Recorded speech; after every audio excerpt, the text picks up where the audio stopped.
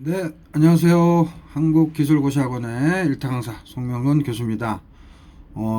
화공양론 빈출된다고 한 이 문제 한번 풀어볼까요? 다시 한번 문제 읽어볼게요.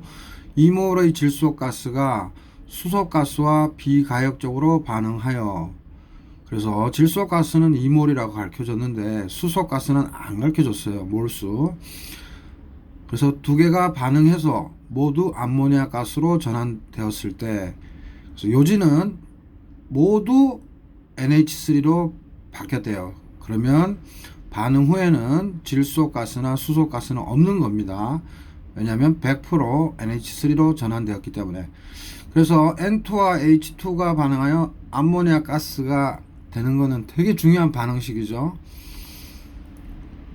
질소 비료와 관련돼서 우리 농업 생산성의 획기적인 반응을, 획기적인 어떤 기술 혁신을 이룬 그런 반응식도 되는 거죠. 어찌됐든 저찌됐든, 그래서 100% 암모니아 가스로 전환되었을 때 소모된 수소가스와 생성된 암모니아 가스의 몰수를 물은 게 아니고 질량을 물어봤어요. 그리고 N과 H의 원자량을 14, 1 이렇게 가르쳐줬어요. 그래서 이런 문제를 접근할 때는 이게 화공양론의 기본이 뭐예요? 화학 반응식을 쓴다. 그리고 몰비로 계산한 다음 나중에 뭐다? 그람이나 킬로그램, 즉 질량으로 컨버전 한다. 그죠? 화학 반응식 쓴다 1단계. 2단계는 몰비를 이용해서 구한다. 3번 그 몰을 질량으로 컨버전 한다. 이때 컨버전 팩터, 즉 환산인자 셈이 뭐라 그랬어요? 원자량 또는 분자량. 그죠? 자, 그래서 셈이 해설을 좀 써놨는데 N2 플러스 H2는 NH3가 된다는 걸 일단 써놓고, N2, 즉 반응물의 N2, N이 두 개죠. 그러니까 NH3에, 즉 생성물에 2를 쓰면 되고, 그러면 생성물에 H가 6개가 되니까 H2에 앞에다가 3을 쓰면 그만인 거죠. 그래서 1대 3대 2로 된다. 즉 N2 1몰, H2 3몰 반응하면 NH3 2몰이 된다. 요거까지 알면 된 거죠.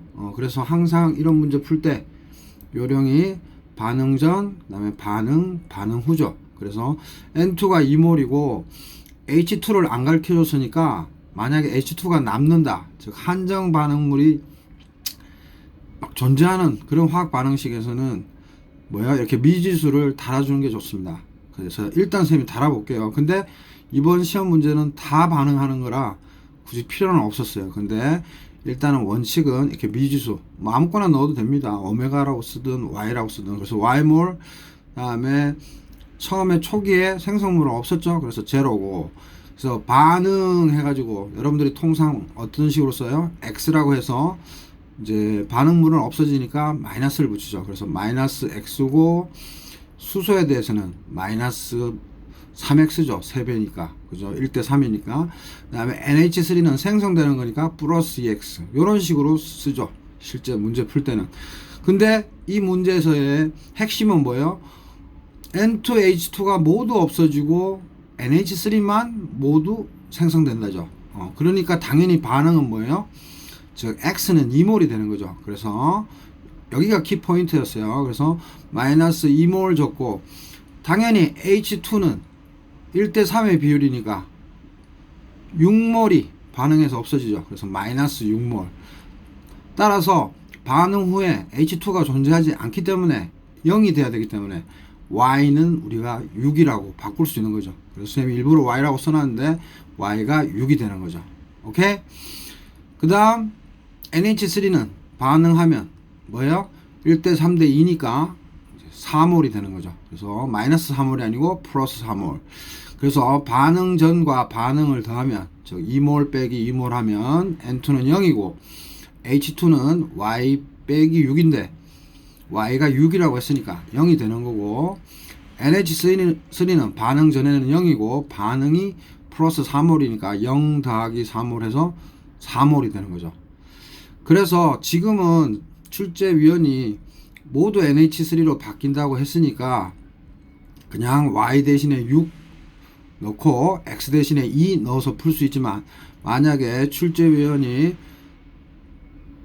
꼬아서 남는 놈이 있게끔, 즉 반응물 중에 남는 놈이 있게끔 시험에 출제된다면 선생님처럼 미지수를 Y 또는 X 이렇게 2개 정도, 뭐 많게는 3개도 쓸 수 있겠죠. 근데 보통 2개면 풀 수 있을 겁니다. 이런 식으로 풀면 됩니다. 그래서 질량으로 바꾸라고 했으니까 뭐예요? WH2, H2는 하첨자예요. 그래서 소모된 수소가스의 질량을 물어봤으니까 항상 분자량을 곱하거나 나누면 질량이 나옵니다. 또는 몰이 나오든지. 그래서 우리가 초기에 수소의 몰수 6몰인 거 알아냈으니까 6몰에 곱하기 H2의 분자량을 곱해주면 되죠. 그래서 2g/몰이니까 몰 없어져서 단위는 g만 빠지고 12g. 그 다음에 이제 생성된 암모니아니까 WNH3. 이때 W는 보통 질량 나타낼 때 소문자 W 선생님이 쓰죠.